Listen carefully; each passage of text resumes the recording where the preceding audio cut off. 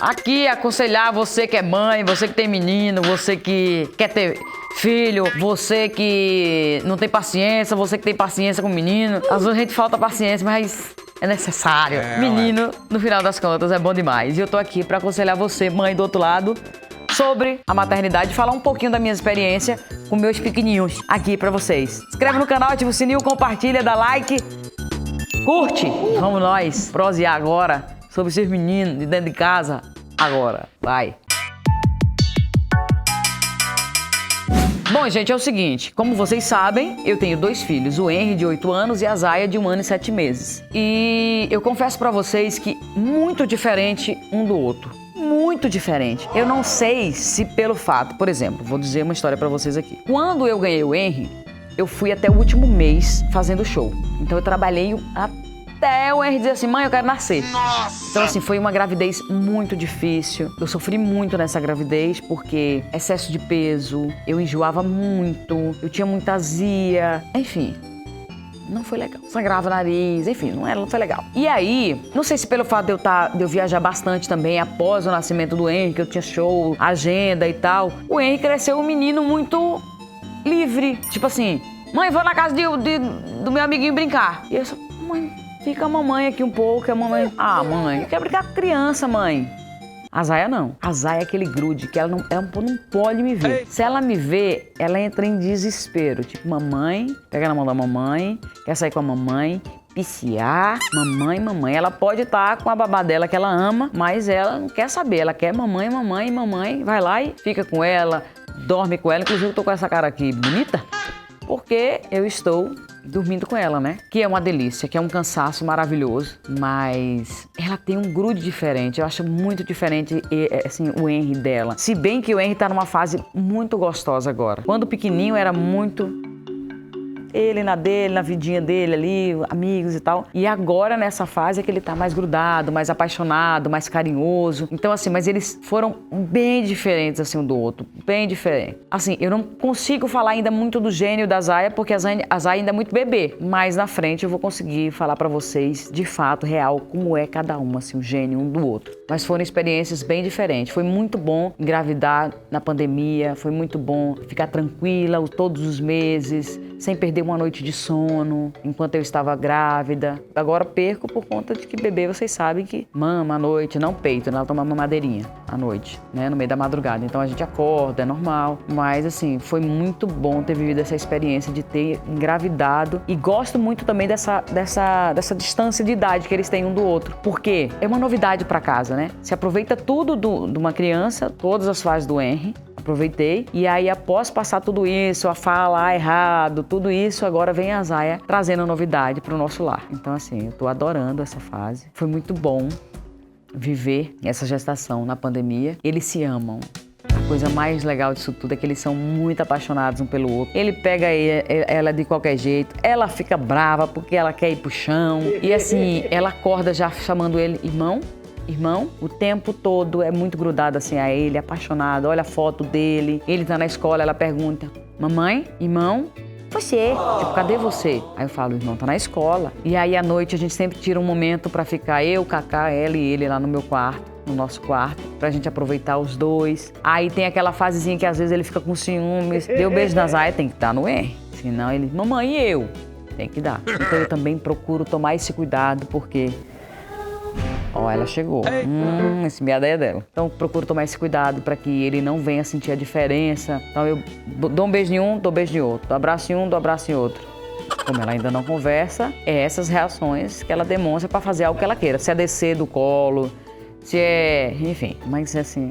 É uma fase, tá sendo uma fase maravilhosa. Tem aquela questão de nasce uma mãe, nasce uma culpa, né? Então, tem mães que não têm muita paciência com os filhos. Como lidar com essa culpa? Bom, eu acredito o seguinte, mães, que você precisa parar para prestar atenção, porque às vezes o que você recebeu dentro da sua casa, você acaba repetindo com seus filhos. Vou dar um exemplo para você. Se você foi criada num lar, não tô falando que isso é regra, tá? Mas se você foi criada num lar onde o seu pai e a sua mãe lhe batia, automaticamente você vai bater no seu filho. Você vai dar um tapa no seu filho. Você vai repetir aquelas reações. Tem mães que, pelo fato de ter vivido essas dores na fase que viveu com os pais, lutam para não repetir isso com os filhos.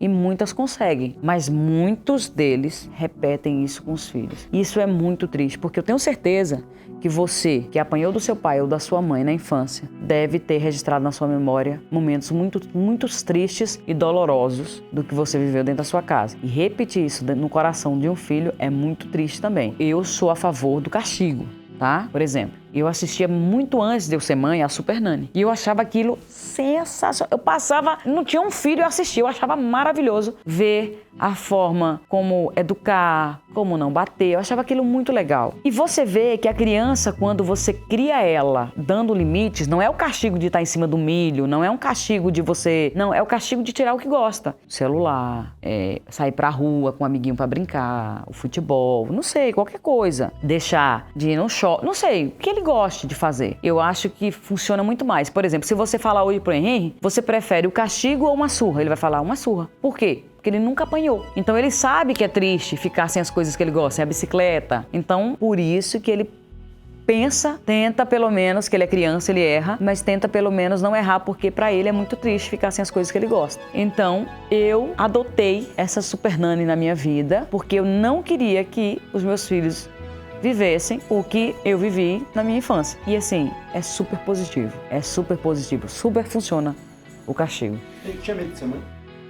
Se eu tinha medo de ser mãe? Não, eu não tinha medo de ser mãe. Eu acho que quando você tá apaixonado, quando você se envolve, eu acho que todo mundo tem aquele desejo de ter uma família. Só que daí, quando o filho vem, aí sim, você pensa duas vezes. Será que vou ter outro? Ou às vezes é tão especial que você quer ter outro, 1, 2, 3, 4 filhos. É tão maravilhoso. Então vai de pessoas para pessoas. Mas eu não tive. Eu criei um medo a partir da gravidez do Henry, que foram sofrimentos, ou ganho de peso, nariz sangrando, enfim. Então eu ganhei. Então eu fiquei com um período de anos sem querer ter outro filho por conta do que eu vivi na gestação. Antes de gerar o Henry, você tá ali namorando, você tá casado, você tá feliz, né? O que você quer? Construir a sua família. Você deseja ter um filho. Agora tem aqueles também que não tem vontade nenhuma de ter filho, quer viver, quer viajar, quer curtir, e cada um faz da vida o que quer. Mas lá atrás eu não tinha esse medo, não. Sabe aquela famosa frase do criar filhos errado? Então, é assim, eu acredito que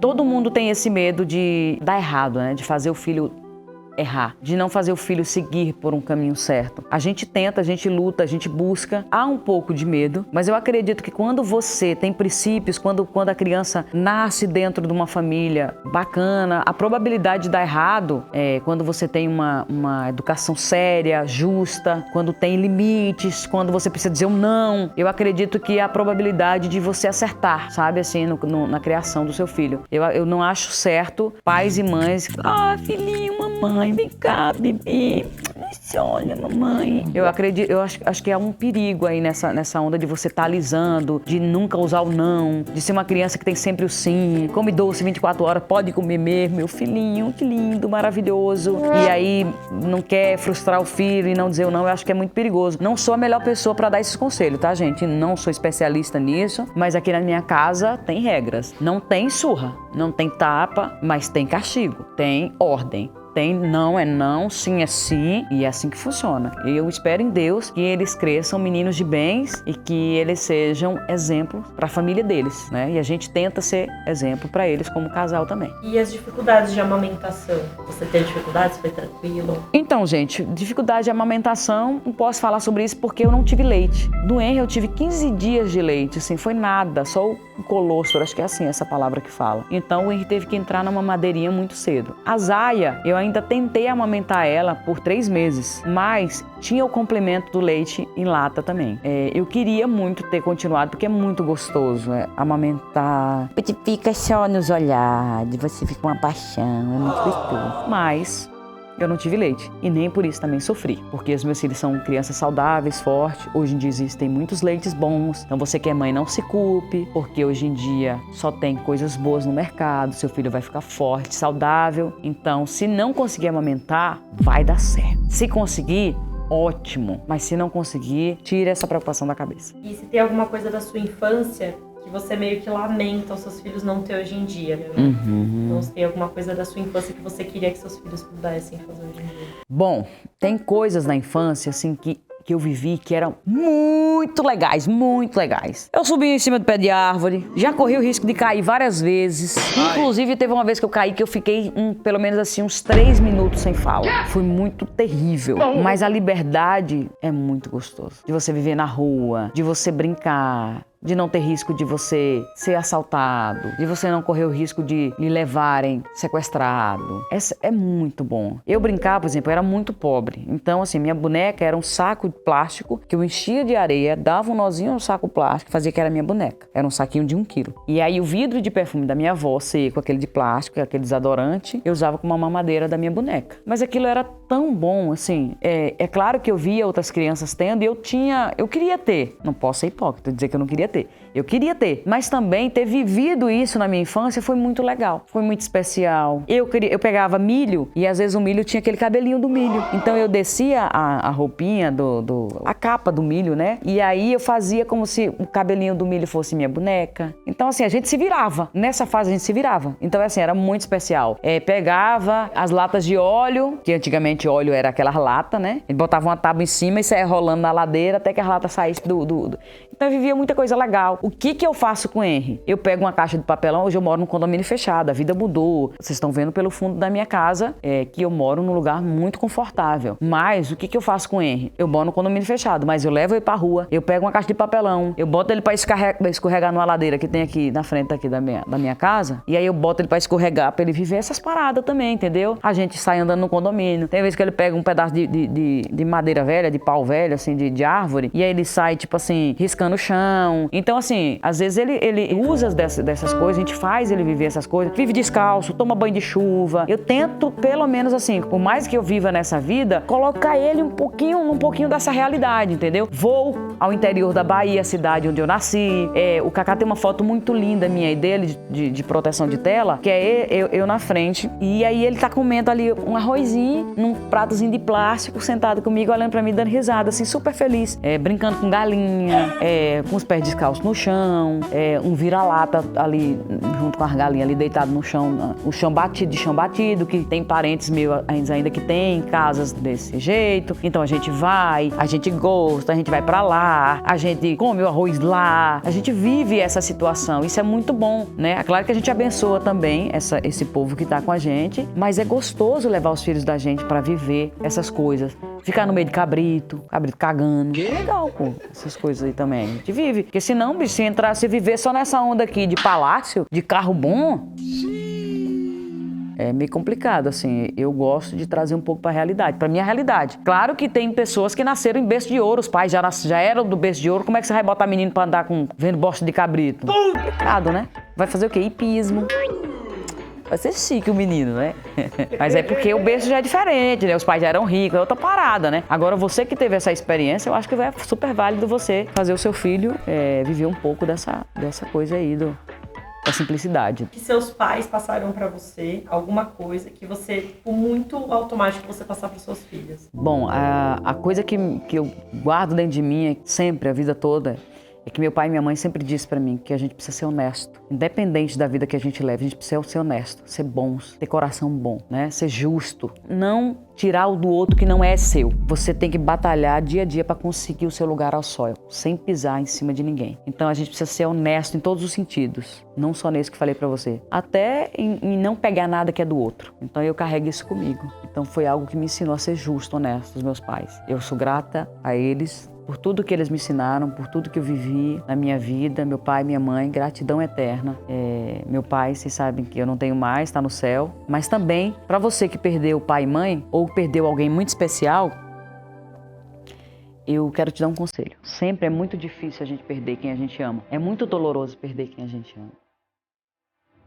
Mas, quando você coloca no lugar da dor a gratidão, aí essa dor, ela muda um pouco de figura. Porque eu comecei a colocar no lugar da dor a gratidão de ter vivido 8 anos da minha vida, que meu pai faleceu, eu tinha 8. De Deus ter me permitido viver com alguém tão especial, tão lindo, tão maravilhoso, tão carinhoso, tão especial, tão humano, tão justo, tão forte. tão batalhador. Então assim, eu coloquei, Deus, obrigada. Foi melhor eu ter vivido os 8 anos que eu vivi ao lado do meu pai do que não ter vivido nada. Às vezes você vive do lado do seu pai, da sua mãe ou de alguém tão especial, 10, 15, 30, 40 anos e não consegue superar a dor da perda. Não consigo, não tenho mais vida, acabou minha vida. A gente precisa continuar porque a gente tá vivo e tem que continuar. Então comece a colocar no lugar da dor a gratidão. Obrigado, Deus, porque eu vivi com essa pessoa. Quanto essa pessoa me ensinou. Quanto essa pessoa foi especial, o quanto foi importante ter esses anos todos ao lado, foi melhor do que não ter vivido nada. Então isso é muito especial. E hoje que eu tenho a minha mãe, sempre que posso, sempre a gente tá junto, meu irmão sempre tá aqui, a minha mãe sempre tá aqui, minha família sempre tá comigo, então a gente aproveita também, enquanto você tá vivo, aproveite aqueles que estão do seu lado para poder partilhar disso, para que você colecione momentos especiais na sua vida. É isso aí, amigos. Passou o vídeo para coisas assim mais, sei lá, de conselho, motivacionais, não sei. Um beijo para vocês e a gente se encontra no próximo vídeo. Deus abençoe vocês todos. Até. É nóis.